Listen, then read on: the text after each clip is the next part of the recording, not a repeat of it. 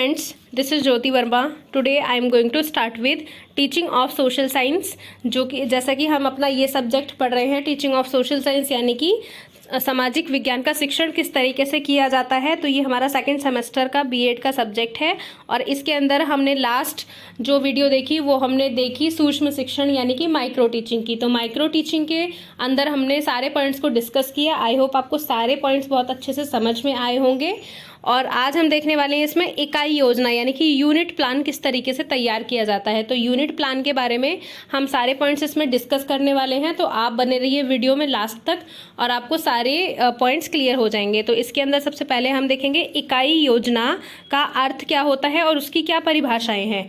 तो सबसे पहले हम इसका अर्थ क्लियर करेंगे, उसको डिफाइन करेंगे, meaning and definition of unit plan. तो इसमें आधुनिक समय की पाठ योजनाओं के अवगुणों को दूर करने में इकाई योजना की महत्वपूर्ण भूमिका है। मतलब जो भी पाठ योजना में, लेसन प्लान्स में क्या होता है, जो भी अवगुण होते हैं, जो भी डीमेरिट्स होते हैं, उनको दूर करने के लिए यूनिट प्लान्स बनाए जाते हैं। तो इकाई योजना बहुत ही ज़्यादा महत्वपूर्ण रोल निभाती है, बहुत ही इंपॉर्टेंट रोल निभाती है। प्रत्येक इकाई को, मतलब हर यूनिट को पूर्ण करने के लिए बहुत से प्रकरणों, मतलब एक यूनिट तैयार होती है कई टॉपिक्स के साथ। जैसा कि आपने बीएड में भी देखा है कि आपकी एक यूनिट के अंदर कई टॉपिक्स होते हैं, कई प्रकरण होते हैं। तो वो चीज़ें आपको पढ़नी होती हैं कि हमने फर्स्ट यूनिट में ये सारे टॉपिक्स पढ़े, सब पॉइंट्स पढ़े। तो इस तरीके से आपको पता ही है कि किस तरीके से यूनिट्स बनती हैं। तो जो यूनिट्स हैं, प्रत्येक इकाई को पूर्ण करने के लिए बहुत से प्रकरण यानी कि टॉपिक्स या पाठों, लेसन्स की योजना बनाई जाती है। प्रत्येक प्रकरण या पाठ पूर्ण इकाई, होल यूनिट का ही एक अंश या भाग होता है, जो कि इकाई के अगले पाठ के विकास में महत्वपूर्ण भूमिका निभाता है। तो जैसा कि मैंने आपको बताया कि एक यूनिट के अंदर कई टॉपिक्स या कई लेसन्स होते हैं। आगे हम देखेंगे मॉरिसन के अनुसार, मॉरिसन जो है इन्होंने क्या परिभाषा दी। मॉरिसन के अनुसार इकाई संगठित विज्ञान एक विज्ञान एवं कला का विस्तृत एक महत्वपूर्ण पक्ष है। नेक्स्ट हम देखेंगे प्रेस्टन के अनुसार। तो प्रेस्टन ने क्या परिभाषा दी, एक इकाई से संबंधित विषय वस्तु, मतलब किसी भी यूनिट से संबंधित एक विषय वस्तु का विद्यार्थी द्वारा एक निश्चित समयावधि, मतलब एक निश्चित समयावधि होती है, समय होता है, एक निश्चित समय होता है, उसमें आत्मसात किए जाने वाला भाग है। आगे हम देखेंगे इकाई योजना के उद्देश्य एवं उपयोगिता, objectives and utility of unit plan. तो यूनिट प्लान्स की क्या यूटिलिटी है या क्या ऑब्जेक्टिव्स है, इसमें फर्स्ट हम देखेंगे कम समय एवं व्यवस्थित क्रम में पाठ योजना के निर्माण करने की क्षमता का विकास करना। सेकंड है विद्यार्थियों में समस्या समाधान की प्रवृत्ति का विकास करना। थर्ड है हमारा इसके अंदर निर्धारित कार्य को निश्चित समय सीमा में पूर्ण करना। फोर्थ है हमारा इसके अंदर शिक्षकों के पूर्ण तैयारी की क्षमता का विकास करना। और फिफ्थ है हमारा इसमें विद्यार्थियों को पर्यावरण की जानकारी प्रदान करना। तो ये कुछ इसमें उद्देश्य हैं इसके। नेक्स्ट हम देखेंगे इकाई योजना की विशेषताएं यानी कि कैरेक्टरिस्टिक्स ऑफ यूनिट प्लान्स। तो ये यूनिट प्लान्स की विशेषताएं हैं, कुछ हम इसमें देखेंगे। इसमें फर्स्ट है हमारी प्रत्येक इकाई योजना की प्रमुख विशेषता उसका मूल्यांकन पक्ष है। मतलब हर जो यूनिट होता है, यूनिट प्लान जो भी होता है, उसकी प्रमुख विशेषता क्या है, उसका मूल्यांकन पक्ष है। सेकेंड है इकाई योजना यानी कि जो यूनिट प्लान है, इकाई योजना का संगठन विशिष्ट यानी कि स्पेसिफिक होता है। थर्ड है इकाई योजना की उपलब्धता, मतलब जो उसकी उपलब्धता है वो विद्यार्थियों की पहुंच के अंदर होती है।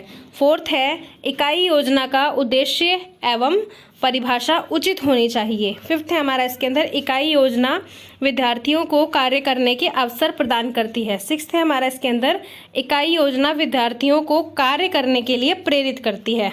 आगे हम देखेंगे इकाई योजना जो है यानी कि यूनिट प्लान है, वो उसका जो आउटलाइंस है, उसकी जो रूपरेखा है वो क्या है। तो सबसे पहले हम इसके अंदर विषय लिखते हैं, फिर उसके बाद उपविषय लिखते हैं। जैसा कि विषय है हमारा सामाजिक विज्ञान, उपविषय अगर हम भूगोल लिख रहे हैं तो भूगोल का लिखेंगे। प्रकरण लिखेंगे कि प्रकरण बेसिकली क्या है। उसके बाद कक्षा लिखेंगे, कालांश लिखेंगे, कालांश मतलब पीरियड, और कितने समय में आप इसको पढ़ा रहे हैं, 35 मिनट। तो इसमें सबसे पहले आता है हमारा शिक्षण बिंदु, टीचिंग पॉइंट्स, फिर आता है टीचिंग ऑब्जेक्टिव्स, उसके बाद आता है टीचर एक्टिविटी, उसके बाद आता है आपका स्टूडेंट एक्टिविटी, देन आता है आपका teaching method and teaching ads, क्या आप उसमें यूज़ कर रहे हैं। उसके बाद ब्लैक बोर्ड वर्क आता है और फिर इवैल्यूएशन आता है। तो ये है आपका यूनिट प्लान का एक इसकी रूपरेखा। आगे हम देखेंगे इसके अंदर लास्ट पॉइंट हमारा यूनिट जो होती है, यूनिट प्लान, इकाई योजना के गुण क्या क्या है, मेरिट्स ऑफ यूनिट प्लान। तो मेरिट्स में क्या क्या देखेंगे हम, फर्स्ट हम देखेंगे इकाई योजना विभिन्न पाठों के मध्य समन्वय स्थापित करती है। सेकंड है हमारा इकाई योजना से सामान्य एवं विशिष्ट उद्देश्यों के स्पष्टीकरण में सहायता मिलती है। थर्ड है हमारा इसके अंदर इकाई योजना यानी कि यूनिट प्लान के माध्यम से विद्यार्थी की क्रियाशीलता पर अधिक बल दिया जाता है। फोर्थ है हमारा इकाई योजना के माध्यम से समय की बचत होती है। फिफ्थ है हमारा इसके अंदर इकाई योजना शिक्षण में लचीलापन प्रदान करती है। और सिक्स्थ है हमारा इसके अंदर इकाई योजना में विद्यार्थियों की आवश्यकताओं पर अधिक ध्यान दिया जाता है। तो ये थे हमारे फ्रेंड्स कुछ पॉइंट्स जिसके अंदर हमने यूनिट प्लान्स के बारे में देखा, यूनिट प्लान के कैरेक्टरिस्टिक्स क्या हैं, उसके डेफिनेशंस क्या हैं, उसका मीनिंग क्या है, उसके मेरिट्स क्या है, और जो उसकी रूपरेखा यानी कि उसकी आउटलाइन है वो किस तरीके से तैयार की जाती है। आई होप फ्रेंड्स आपको पूरा यूनिट प्लान समझ में आया होगा, सारे पॉइंट्स क्लियर हो गए होंगे। So friends thank you so much for watching this video. मेरे वीडियो को अपने क्लासमेट्स के साथ, फ्रेंड्स के साथ भी शेयर करें।